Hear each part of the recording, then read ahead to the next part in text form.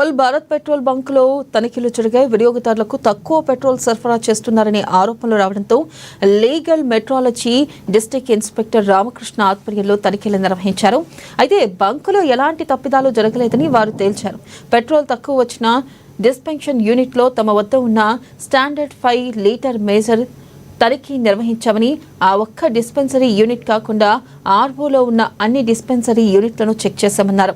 అందులో 5 లీటర్లకు 5 ml 10 ml మాత్రమే తేడా వచ్చిందన్నారు. దానికి ఎలాంటి కేసులు నమోదు చేయడం జరగదని వెల్లడించారు. ఇక ఆ కొద్ది తేడాను కూడా సరిచేసుకోవాలని బంక్ వాళ్లను ఆదేశించామని తెలిపారు.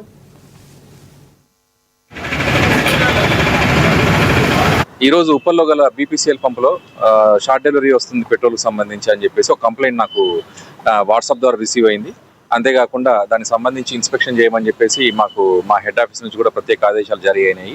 అందులో భాగంగా మేము ఈరోజు ఇక్కడికి వచ్చి ఇన్స్పెక్షన్ చేశాము. ఇన్స్పెక్షన్ చేస్తే ఇన్స్పెక్షన్లో ఏదైతే కంప్లైంట్ వచ్చిందో ఆ డిస్పెన్సింగ్ యూనిట్ మొత్తాన్ని పూర్తిగా తనిఖీ చేయడం జరిగింది.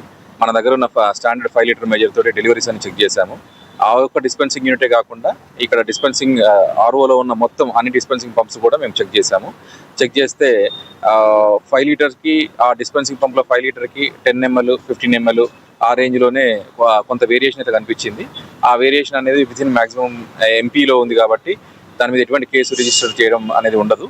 వాళ్ళకి దాన్ని మళ్ళీ రెక్టిఫై చేసుకోవాల్సిందిగా వాళ్ళకి ఆదేశాలు జారీ చేయడం జరిగింది.